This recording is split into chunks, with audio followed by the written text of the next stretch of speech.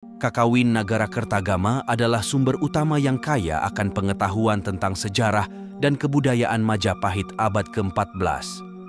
Ditulis oleh Prapanca, seorang pejabat agama Buddha di Majapahit, kakawin ini memberikan wawasan mendalam tentang kehidupan keraton di bawah pemerintahan Hayam Wuruk. Prapanca, yang berasal dari keluarga pujangga, mencatat berbagai aspek kehidupan sehari-hari dan arsitektur keraton Majapahit.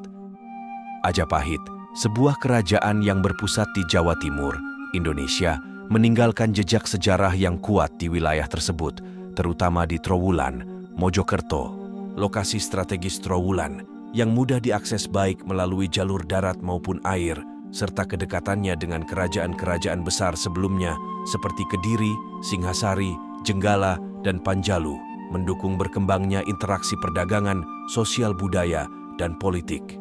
Kerajaan Majapahit mencapai puncak kejayaannya pada masa pemerintahan Hayam Wuruk dari tahun 1350 hingga 1389, menguasai wilayah luas di Nusantara. Meskipun hanya sedikit bukti fisik yang tersisa, catatan sejarah dari Nagara Kertagama, para raton, serta prasasti dan catatan Tiongkok memberikan gambaran yang cukup jelas tentang kerajaan ini. Para raton, meskipun lebih banyak menceritakan tentang Ken Arok, juga memuat bagian mengenai terbentuknya Majapahit. Nagara Kertagama sendiri adalah puisi Jawa kuno yang menggambarkan kemegahan Majapahit pada masa keemasan. Sejarah Majapahit diawali dengan pembukaan hutan tarik oleh Raden Wijaya pada tahun 1293 di delta Sungai Brantas. Sebelum Majapahit berdiri, Singhasari sudah menjadi kerajaan paling kuat di Jawa, menarik perhatian Kubilai Khan dari Tiongkok. Kertanegara, raja terakhir Singhasari, menolak memberikan upeti kepada Kubilai Khan, memicu invasi besar ke Jawa. Setelah berhasil mengalahkan Kediri dan membunuh Jayakatwang dengan bantuan pasukan Monggol, Raden Wijaya mendirikan kerajaan Majapahit dan memindahkan ibu kota ke Trowulan, mengambil nama Kertarajasa Jayawardhana. Raden Wijaya dikenal sebagai pendiri Majapahit, memerintah dari tahun 1293 hingga 1309. Namanya tercantum dalam Pararaton yang ditulis pada akhir abad ke-15. Setelah berhasil mengatasi berbagai pemberontakan, termasuk dari Ranggalawe dan Lembu Sora, Raden Wijaya mengukuhkan kekuasaannya dan mengembangkan Majapahit menjadi pusat kebudayaan Hindu Jawa yang penting. Gelar Kertarajasa Jayawardhana memiliki makna mendalam, mencerminkan upayanya memperbaiki Jawa dari kekacauan, membawa kesejahteraan, dan menghidupkan kembali agama serta hasil bumi.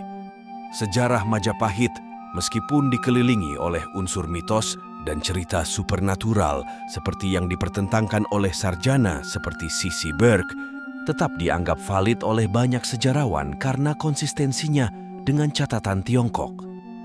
Majapahit adalah titik puncak kebudayaan Hindu Jawa dengan pengaruh yang masih dapat dirasakan hingga saat ini melalui berbagai peninggalan arkeologis dan catatan sejarah yang ada. Raja Patni atau Gayatri wafat pada tahun 1350.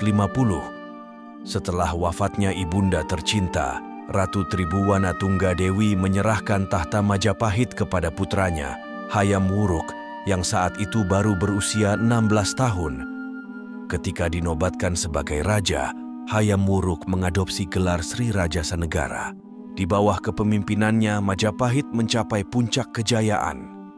Hayam Wuruk didampingi oleh Mahapatih Gajah Mada yang terkenal dengan sumpahnya untuk menyatukan seluruh Nusantara di bawah kekuasaan Majapahit. Hayam Wuruk menjadi raja yang paling terkenal dalam sejarah Majapahit. Gajah Mada dengan tekadnya yang kuat berhasil menaklukkan kerajaan-kerajaan di Nusantara, memperluas wilayah kekuasaan Majapahit hingga mencakup hampir seluruh wilayah Indonesia modern, termasuk Tumasik, Singapura, dan Semenanjung Melayu. Di era pemerintahan Hayam Wuruk, Majapahit mengalami kemakmuran yang luar biasa.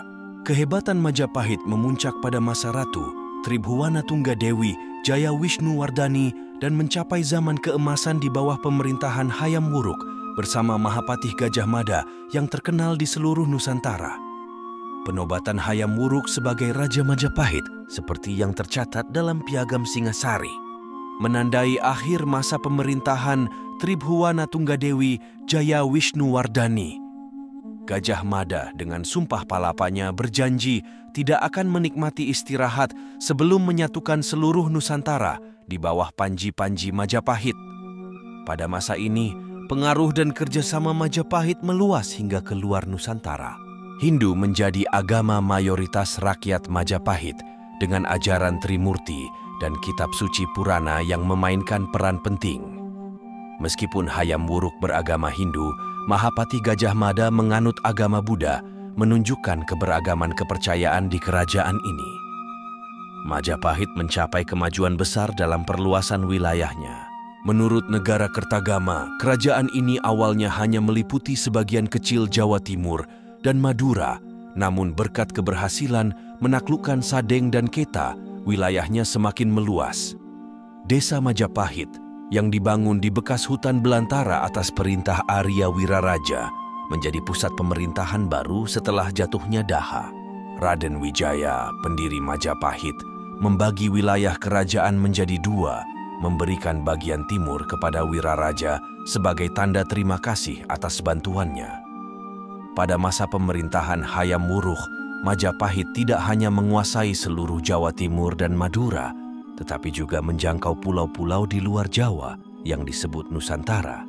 Meskipun bukti sejarah tentang kekuasaan Majapahit tidak banyak, kitab negara Kertagama dan Pararaton serta prasasti-prasasti yang ada memberikan gambaran yang cukup tentang luasnya kekuasaan kerajaan ini. Dalam tradisi Jawa, terdapat sebuah konogram atau candra sengkala yang berbunyi Sirno Ilang Kertaning Bumi. Condro Sengkolo ini diyakini menggambarkan tahun berakhirnya kerajaan Majapahit yang ditafsirkan sebagai 0041 Saka atau 1400 Saka, yang setara dengan 1478 Masehi. Arti dari sengkala tersebut adalah sirna hilanglah kemakmuran bumi. Namun, yang sebenarnya digambarkan oleh candra sengkala ini adalah gugurnya Bre Kertabumi, Raja ke-11 Majapahit, pada tahun 1478 oleh Girindrawardhana.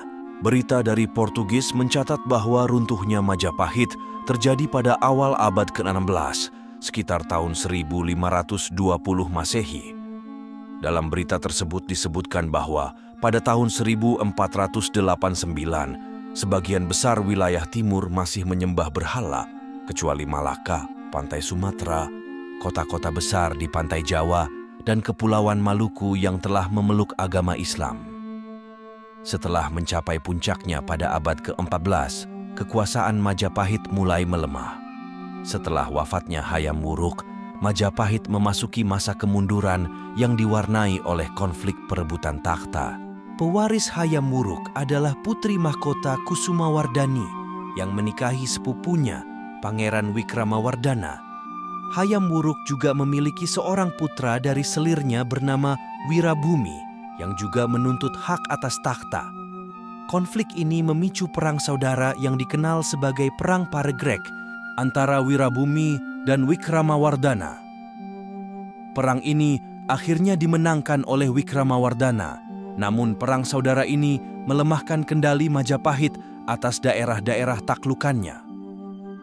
Pada masa pemerintahan Wikramawardhana, serangkaian ekspedisi laut dinasti Ming yang dipimpin oleh Laksamana Cheng Ho, seorang jenderal Muslim dari Cina, tiba di Jawa beberapa kali antara tahun 1405 hingga 1433.